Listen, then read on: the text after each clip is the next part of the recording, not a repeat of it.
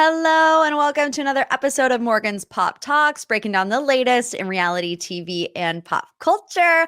Happy to be here with you today. I feel good. You know why? I take a nap every day.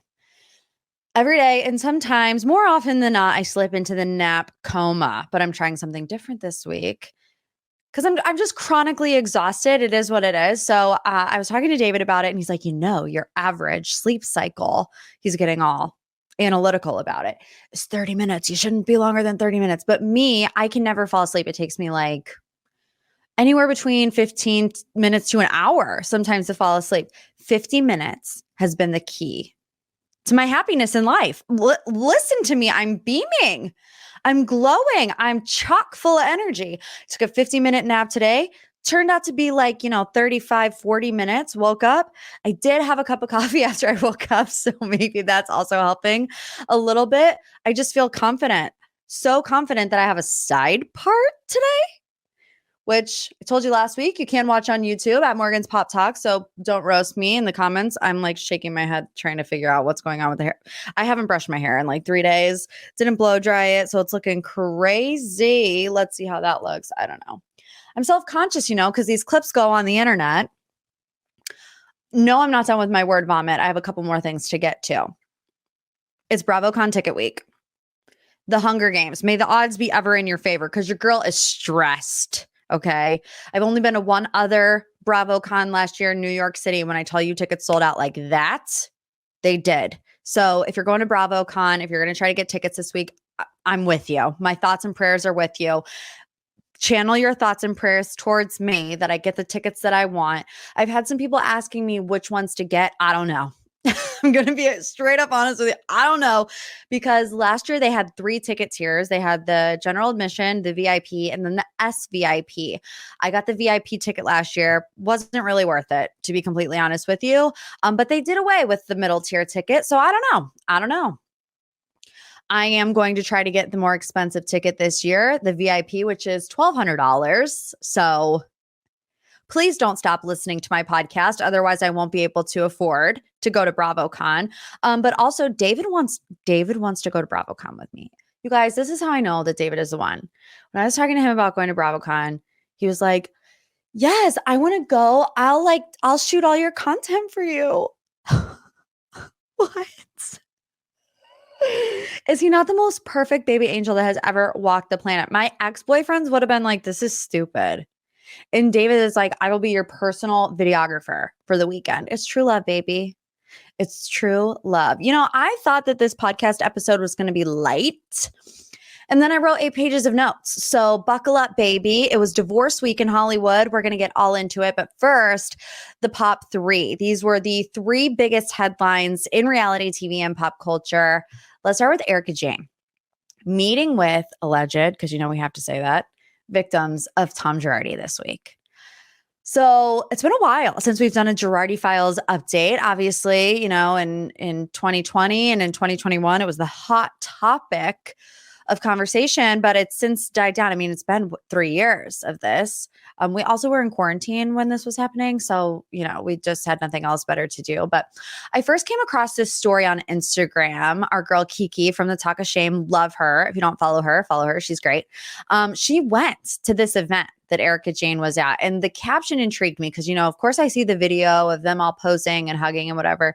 And I'm going to read Kiki's caption to the post. She said, "An amazing day for unity and doing good. Real Housewives of Beverly Hills star Erika Jayne came to the launch of Paul's Ice Cream Company and met with some of the Girardi Keys victims. Apologies were made, and the focus for everyone seems to be less about finger pointing and more about how to help each other rebuild. Thank you, Kimberly Archie, for organizing an amazing event. And thank you, Valley Inn Restaurant, for hosting. And everyone go support this amazing ice cream company." Okay, so this Paul's Ice Cream event, it's a new company founded by Kathy Rio Gomez and Kimberly Archie. So Kimberly Archie was a former employee, quotation marks, at Girardi's law firm, Girardi Keys. I believe she was a contractor, so she wasn't like on his staff. You get it. But she has been very vocal in the past. She's been on tons of podcasts about how she hates Tom Girardi, and has not been a fan of Erika Jayne. So when I saw that she was there with her, I was like, wait a second, what? Because Kim Archie was also in the Hulu documentary, The Housewife and the Hustler. Remember that came out. So Erika, I'll dive deeper into that in a second, but Erika tells Page Six, who was also at the event, that she came there, quote, with an open heart to listen to what's going on, hear what happened, and figure out how to be a part of how to move forward together in ways that can be beneficial for all victims. I have 1.5 million questions about Erika Jayne showing up to this event for Tom Girardi's alleged victims. First and foremost, who invited Erika? Because Kathy Rio Gomez is the mother of a burn victim whose $11 million settlement money was allegedly, defrauded by Tom Girardi. And Kim Archie, who worked with Tom at Girardi Keys in some capacity, has gone on every podcast under the sun, except for mine, to be vocal about some disdain for Erika. I even went back to make sure that my memory served me right. I remember listening to Kim on Ryan Bailey's podcast, and at least back in October, Kim was not an EJ fan. So how did Erika Jayne end up at Kimberly Archie's event? There had to be some type of conversation that went down behind the scenes to get Erika to that event, with all the alleged victims. It kind of seems like a win-win, though, for everyone involved when it comes to the publicity of it, right? It's good for this ice cream startup business because a housewife is there, and not just any housewife, Erika Jayne, the estranged wife of a con artist who swindled millions from you, the people that are putting this event on, And for Erika Jayne, it's good for her because this is her first public apology tour, redemption tour. This is the first time that she's ever even really acknowledging the victims. I mean, go back and watch that season of Beverly Hills. Anytime you brought victims up, it's like run the opposite direction from Erika Jayne. She can't. Kim Archie was going on podcast saying, yes, you can, Erika. You just choose not to. So this was just wild to me.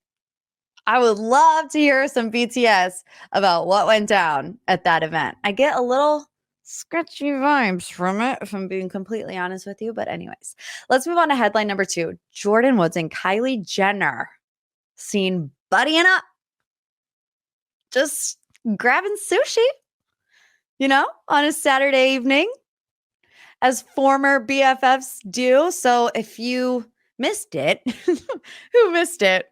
Who missed the Jordyn Woods scandal? Well, in case you did, let's just refresh your mems. Jordyn Woods kissed Khloe Kardashian's ex-boyfriend and father of child, Tristan Thompson, back in 2019. Back then, Jordyn Woods admitted that Tristan kissed her, but nothing else was romantic between them. She went on Red Table Talk. She was exiled from the Kardashian family. Khloe went on to have another child with Tristan, but she was completely exiled from the Kardashian family. Now, everything you see in the press says that Khloe never said to Kylie, you can no longer be friends with Jordyn. I mean, whether or not you want to believe that, I don't even think Khloe would have to say that. The vibes would be enough for Kylie to know, okay, never mention Jordyn around Khloe unless I want to get scalped or something. Okay. Meanwhile, sources close to Jordyn and Kylie say they've been hanging out privately together for a while, despite only being spotted out together over the weekend. They add, Jordyn reached out to Kylie to apologize for how everything went down and let her know that she loves her.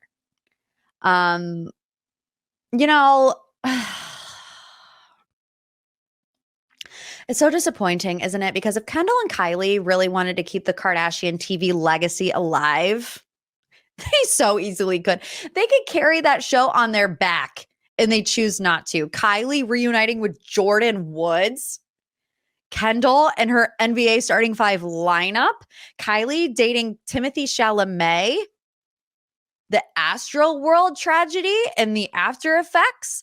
I mean, but instead they give us Kendall refusing to sing Jingle Bells with the family at Christmas, even though she has the best voice of the family, and she's never gonna sing for us because why would she? She's Kendall Jenner. She's Kendall Jenner. She can't do that. And they give us Kylie. Actually, I don't even remember the last time I've seen Kylie on my television screens. If she was in and out, putting on some lip gloss from a Kylie lip kit, and then piecing the heck out of there. Kylie and Jordyn, I think they did want to be seen in public together. I've said this on the podcast. I've said this on the page. Any celebrity that does not want to be seen will not be seen. Any celebrity that does want to be seen will end up on the Daily Mail, which is exactly where these photographs came from. And it's like, but I can't figure out why, because if this was Chloe even, we would say it's to drum up publicity for the show, but they don't care about the show. So I don't know what the heck they're doing. I think a lot of people have the sentiment that if the family could forgive Tristan, they should forgive Jordyn. And I think that's probably what's happening here. So there is my thoughts on that. Last but certainly not least, we got the Golden Bachelor. Oh my gosh. Gary. Is Gary not the cutest thing you've ever seen? Why did it take the Bachelor franchise so long to do this? Because it hasn't even come out yet, and I feel like they've struck gold. Gary Turner, 71, from Indiana. I cried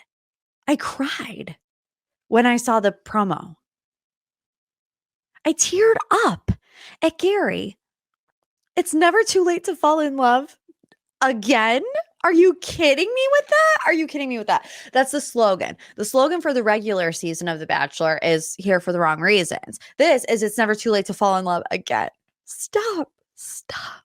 Okay, the format will be the same as a regular Bachelor or Bachelorette, except it'll be women 65 and older. So about Gary, he's a retired restaurateur who was married for 43 years to his high school sweetheart, Tony, who suddenly fell ill and passed in 2017.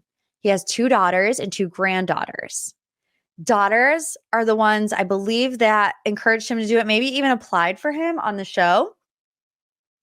According to The Hollywood Reporter, The Golden Bachelor doesn't have a premiere date yet, but will air on 10 p.m. Eastern time. I mean, that's a bit much, isn't it? 10 p.m. I don't even know if retired people stay up until 10 p.m. I sure as heck do not. Although, Charity is getting a time change back to her season. It was 9. It's getting moved back to 8, as it should be. I'm loving it. I'm loving the season. You guys already know. Don't forget, Bachelor Brain Dump Friday. We're going to talk about Sean Booth as a dad. Yeah, he's having an offspring. We're going to talk about that. We're going to talk about Brayden getting sent home. An episode 4 recap how much I love Dotun and Charity and their endgame. So be sure to subscribe to The Bachelor Brain Dump if you love The Bachelor content. The link is in the show notes. Anyways, back to our beloved Gary. Think about everything that's wrong with The Bachelor. Here for the wrong reasons, people playing games, people playing parts, being villains, being easily manipulated, people wanting to be influencers. Our Golden Bachelor, Gary, he didn't even have an Instagram 2 days ago. And I know because I looked. As soon as that promo came out, I was like, where's the tag? Where is the tag? So I can follow Gary on Instagram. He's 71 years old, Morgan. He doesn't have an Instagram. I think his daughter's made one for him over the past couple days. And you better believe your girl has followed. I saw he did clickbait, I think. Bachelor Happy Hour with Serena and Joe. I saw it on his stories because I'm Gary's #1 fan right here. I saw on his stories, it's like, I'm doing a podcast tomorrow. I don't really know what a podcast is. You guys, we have no choice but to stand Gary. I mean, everything hits. He's hot. I'm not afraid to say that about a 71-year-old man. He's hot. He's lovable. He's got his family supporting him. He's been through a difficult season in his life, been single for 6 years. We're here for Gary. I hope he finds everlasting love, happiness. I mean, the cutest little button I've ever seen. Okay, let's move on to this week's deep dive. Every single week on my Instagram at Morgan P Talks, I ask what you guys want to talk about for the deep dive. We had 2 Hollywood divorces this week. And then as I was prepping for the show, Meghan and Harry split rumors. So we're going to discuss all of it. I'm calling it Hollywood Split Week. It's kind of like they're going to Casa Amor, but they're getting divorced instead. I'm going to save Harry and Meghan for last because I feel like I have the most to say about that and the anticipation. It's got to build. Let's start with Ariana Grande and her husband, Dalton Gomez. They're separated and heading for divorce. This news came swiftly after Ariana Grande was seen at Wimbledon over the weekend, sans husband, sans wedding ring, sitting next to Andrew Garfield, another really hot guy that I guess is on TV. He does something. I don't know. I'm sorry. I don't know everything. Okay. I'll be the first to admit it. I don't know everything. And immediately it was like the pictures of Ariana Grande at Wimbledon came out. 5 seconds later, the press was like, boop, they're done. Split. Now, depending on what publication you went to, determines the factor of the language involved. E! News, they're broke up. Do you break up with a husband or wife, or do you separate and then get divorced? You go to TMZ, they're like, divorce. It's just like different language depending on where you want to go. I know a lot of people don't even know who Dalton Gomez is, and that's by design. He's not famous. He's a real estate agent. He apparently hates the spotlight. So great idea to marry Ariana Grande, just like minorly famous, maybe one of the most recognizable singers in the world, but he hates the limelight. Okay, anyways, I'm going to stop being mean. It was early 2020 when we first saw them making out at a dinner bar Louie in Northridge, California. Ariana Grande goes to Bar Louie. I'm sorry. I don't know why that just tripped me out. Celebrities are just like us. I've made out with somebody at Bar Louie before. And now Ariana Grande is doing the same thing. Okay. At the time, like I said, nobody really knew who Dalton Gomez was or how serious the relationship had gotten. But then they tied the knot in May of 2021 in a very private ceremony at Ariana's home in Montecito. 20 people there. He hates the spotlight. He hates it. They're definitely not together. I mean, she erased or archived all wedding posts from her Instagram page. They got married when she was 27 and he was 24. I mean, they were babies. And I know young love can work. I know as soon as I say that, a million of you are going to come to my DMs and be like, Morgan, I was 22 and I'm still happily in love. I'm not saying it can never happen. Oh my God, if I would have been married when I was 27 or 24, I would probably also be divorced. But when you look back at Ariana Grande's relationship history, and obviously it goes way back with like Big Sean and some people in between, but her first very famous relationship was with Mac Miller. She dated Mac Miller for 2 years. They broke up in April or May of 2018 after 2 years together. And not long after, she started dating Pete Davidson. Like within the same month, she started dating Pete Davidson. And then they got engaged after 4 weeks.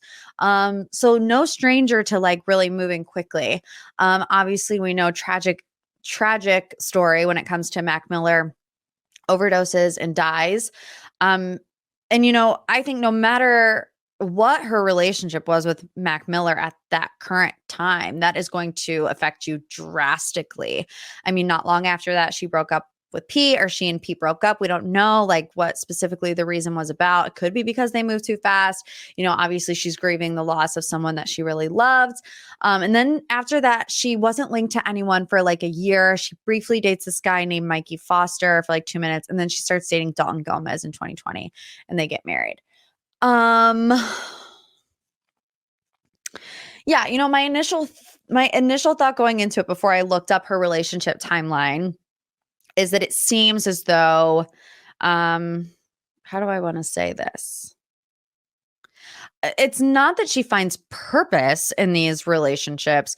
And it's not even that I want to go down the path of like a love addict. Not saying that she is, but she moves through relationships quicker than most. She did have a year where she was, like I said, briefly dating this Mikey Foster person, but then she gets married. And it's like you have these really public but deep relationships with Mac Miller and obviously with Pete Davidson, enough to get engaged, unfortunately, and then call the wedding off. But then you get married to somebody pretty soon after you end that engagement. Do you know what I mean? Like, it seems like maybe she just liked the idea of being in love. And I think that she probably has some healing that needs to go on. She's been through a lot in her relationships and publicly. So I wish nothing for the best for Ariana. I know nothing about Dalton.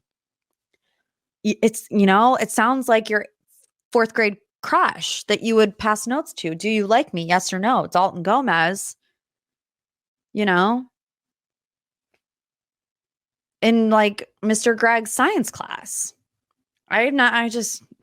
He can slip away into, I don't want to say oblivion. That sounds like really rude, but he doesn't want to be famous. So he's not going to be famous anymore.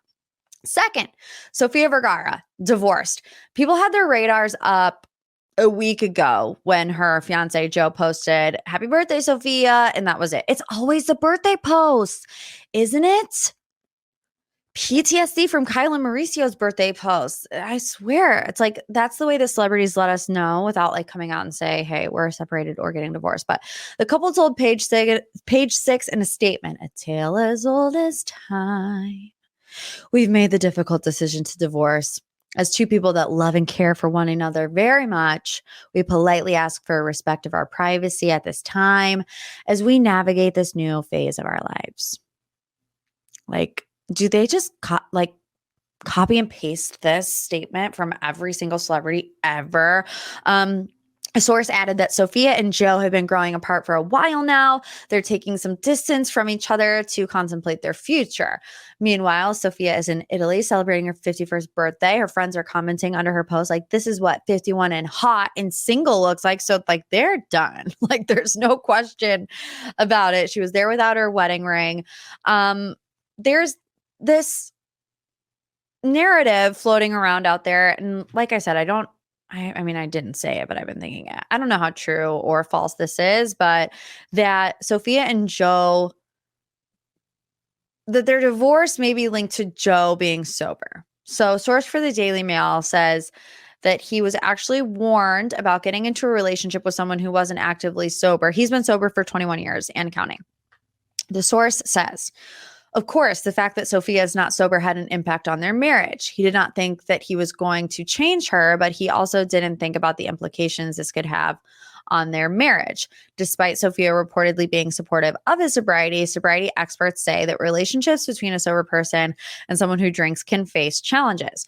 Addiction expert Katrina Patterson shared that it was like Sophia, quote, was dangling a carrot in front of him, even if she didn't mean to, making their marriage a very slippery slope. I hate that. I hate that comment from this addiction expert. I mean, even if there is some layers of truth to it, you cannot make generalized blanket statements about sobriety in general, because everybody's sobriety journey is different. Some people can handle being around alcohol, some people can't. But he's been sober for 21 years. I think that conversation between him and Sophia would have happened before year 7, like it just, I don't know. I don't like that. And maybe I'm extra sensitive to it because I am in a relationship with somebody who is sober, and I by no stretch am a big drinker myself. But that just rubs me the wrong way because it stigmatizes sober people, that they can't dare hang out with somebody who's drinking. A lot of sober people can do that. And it's not dangling a carrot in front of their face. Okay, anyways, let's move on to Harry and Meghan. Y'all. Rumors are flying about Prince Harry and Meghan Markle. Competing rumors, battle royale, if you will. One source tells Radar Online, listen to me. One of you DM'd me that when you saw this story pop up from Radar Online, that you said it in the Lisa Vanderpump voice, and I'm taking ownership for that. I know Lisa Vanderpump said it, but the fact that I can never say Radar Online without saying it like that, that's my influence. I don't want to be an influencer in life, but in this regard, I do.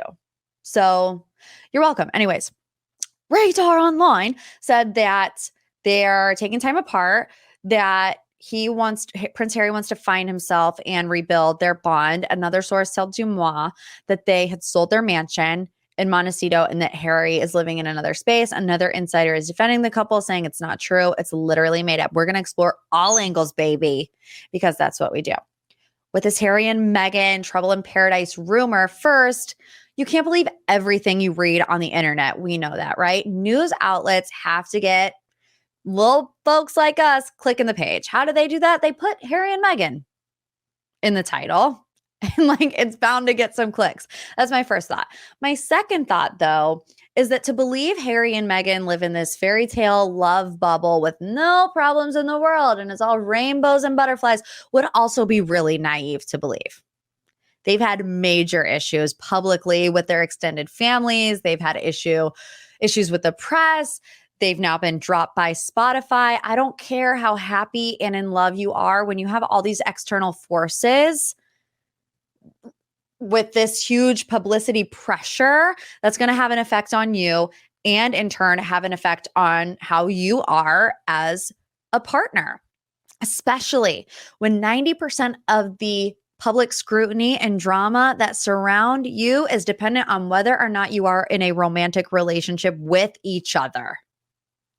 You know what I mean? But let's continue to go down the rabbit hole. Maybe I have Bravo brain and like my DNA has just been genetically altered forever to believe every little thing that I see. You know, Scandival, true. Kyle and Mauricio, true. Pending-ish, true-ish. You know, we don't know the extent of it yet. But I want to play it from both angles. If I'm Meghan, and because I'm with Harry, I'm constantly torn down, maybe lied about, hunted by the media in both the US and in England, it would be fair for someone to say, I can't handle this. Enough. Princess Diana did it. If I'm Harry and I throw in the towel on the royal family, what you've known your whole entire life, to move to Montecito, California in hopes to build a media empire in the States with your Hollywood actress wife, and it falls flat in the first year because Meghan releases 12 podcast episodes for her $20 million podcast deal.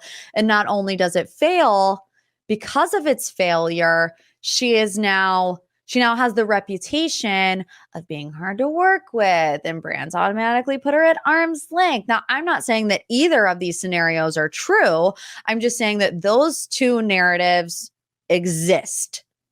And I don't think anybody really knows the truth unless you know Meghan and Harry personally. But if that's the case, Prince Harry might start to resent her. Do I think they are going to split? No. Or not right now, is my general thought. Because people can only take so much. And, you know, Harry even said this recently. I don't know if it was in his book or the million documentaries they do. I don't know. But, you know, he's always said that the media also tries to destroy his relationships. We've seen it with his past girlfriends or whatever. But that, it's just like I said, that is an external force that puts pressure on this relationship that's supposed to be between two people. Harry and Meghan's relationship, even though they don't want it to be, is between those two and a billion other people in the world because of who they are. So I don't know. Can people live like that? I don't know. I don't know the answer to that question. So yeah, that's my answer. Do I think that they're going to split right now? No. Do I think in the future? Maybe. It depends on how this whole California lifestyle goes. So TBD. Okay, final thoughts. We have a new era in the Real Housewives of New York. We got the reboot this week. They made their debut and wowza, it got a lot of buzz. It was met with a lot of hesitation from Bravo fans who weren't ready to see their OGs ride off into the sunset or to Crappy Lake. I will say when I first 10 minutes, I was having a difficult time because it's a number of different things. For the first 10 minutes, I felt like it didn't feel like a Housewives show. And once I rid my mind of that expectation, because you're going into it expecting to see personalities like Ramona, Luann, Sonia, Carol, Bethany. These women are not that. Like their personality styles are very distinctly different. So I was going into it with the preconceived notion of what we've known RHONY to be for the past 15 years.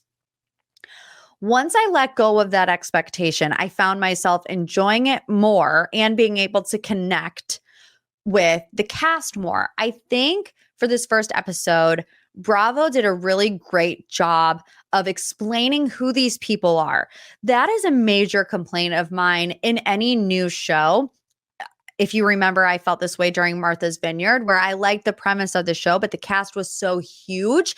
And all we knew about it was this person is friends with this person is married to this person. And it was very confusing to navigate the relationships. But I feel like they really took the time to explain to us who each housewife was, who they know, who they don't know. I think the only housewife that got a little shafted in the first episode was Upa. We didn't see a lot from, I mean, it still was like explaining, she's a model, she's beautiful. I know that she's cousins with Chanel Ayan just from Instagram. But obviously, I think that we'll see more from her as the season goes on. But yeah, like I said, once I removed that from my brain, I really started enjoying it. Of course, the ladies are Erin, Brynn, Jessel, Sai, Uba, and Jenna. The first major feud is about cheese. That's weird. I love it. I love it. Cheesegate involves Erin, Brynn, Sai in the infamous cheese platter. So Brynn shares that she heard Erin had a problem with Sai from a previous gathering because Sai maybe rubbed her the wrong way. She's like, Sai comes over and Sai's like, what's that? She's like, that's cheese. And then Sai goes, oh, you eat cheese? That's weird. Or no, Erin's like, is that not cool? Is that not chic? And she goes, that's weird. And Sai's like, for the record, I did not say cheese is weird, as she's like pretty much funneling the fondue that's at Jenna Lyons' house later in the episode. She's like, why would I ever say that cheese is weird? I love cheese. It's so stupid that I believe it, and I've been dying for some lighthearted, funny, intriguing content. Cheesegate did it for me. It might not have done it for you, but it did it for me. It's not like, I believe my sisters turned me into the feds. It's like, is cheese weird? That's what I need. It's what I'm getting from the Real Housewives of Orange County right now. Questions about the marriage of the new girl. I can't remember her name. I'm sorry. There's too many blondes. They all look the same to me. It's not Tamara. It's not Taylor. Was her name Jen? I think her name is Jen. They're all named Jen. Why are they all named Jen? Okay, anyways. Like I said, it's so petty and stupid that I think it's really something that my girlfriends and I would fight about. And it's the way that Brynn says it. She's like, that's weird. Like, that's how I would reenact a fight with my friends, and all's well that ends well. They go to Jenna Lyons' fabulous New York City apartment. I was like waiting for a Sonia Townhouse moment. And it's like Jenna Lyons in her walk-in closet and her 380 pairs of shoes is the new Sonia's Townhouse. I mean, nothing could ever be as iconic. Like, don't come for me. But anyways, they ate the cheese. All was good. They hate catch. I don't know what catch is. I'm from the sticks, so I don't know if it's cool to be at Catch in 2022 when they film this. Apparently it's not. But anyways, Andy is putting the other housewives on notice. Did you see this? It was on Threads. I'm not on Threads. I'm not cool enough. Somebody said, all of this positive feedback from the RHONY reboot. Are you thinking about doing it with other franchises? And he did the thinking emoji face. Mm-hmm. Yeah. Uh-huh. Mm-hmm. Mm-hmm. Mm-hmm. Who do I think would be the first to be rebooted? Y'all know the answer. It's the Real Housewives of New Jersey. Sorry, it is. You know why? Because of Teresa and Melissa. Like, for as much as they think that they are the show, and like they also are the downfall of the show, because we can't have Cheesegate with Louis looming. The stakes are too high. Bo Dietl's involved. You can't be talking about fondue when Bo Dietl's involved. But that's what I want. I want lighthearted. I think the Real Housewives of Orange County is on track to being, back to where it was. I'm thinking of the other ones. I mean, they could reboot a Real Housewives of Dallas. I think Salt Lake City, this is a make or break season for them. We're going to have to find out because they too are going down the road of thinking this is what people want to see as housewives content, just pure toxicity. And it's not. I mean, of course, you want to see a fight every now and then, but like not the whole entire time. So snaps to the Real Housewives of New York. I really did love it. You know, time will tell. We're only one episode in, so we will see. Before we go, I have a bone to pick with you. I saved the scolding for the end of the podcast. And yeah, I'm talking to you. I'm opening this up on Apple Pods because I want to make sure that I have the most accurate information before I scold my lovely sisters. Yep, knew it. Haven't had a new podcast rating since June 20th. It's been a month and I haven't had a new podcast rating. Look, you guys, your girl has to get to BravoCon. People have to listen to the podcast. So please leave a little review, a little 5 stars, a little love you like a sis. Takes 5 seconds. It helps the podcast tremendously. Also, I have a homework assignment for you. If you have a friend in your life that loves Bravo, that loves pop culture, that loves The Bachelor, send them the pod. Just say, hey, thought you should listen to this. Not enough people like to gossip. Morgan likes to gossip respectfully, because I also believe in grace and love and light, okay? Okay, so see you back. Bachelor Brain Dump on Friday. We have lots to discuss, so make sure you click the link to be subscribed for my real true sisters, my number one girlies. Extra Pop comes out on Monday. We will discuss everything that happened. Vanderpump Rules is filming in Lake Tahoe, and some people are there and some people are not there. So you know that's going to be included in Extra Pop this weekend. We'll see you there on the Patreon. If not, see you next week. As always, love you like a sis.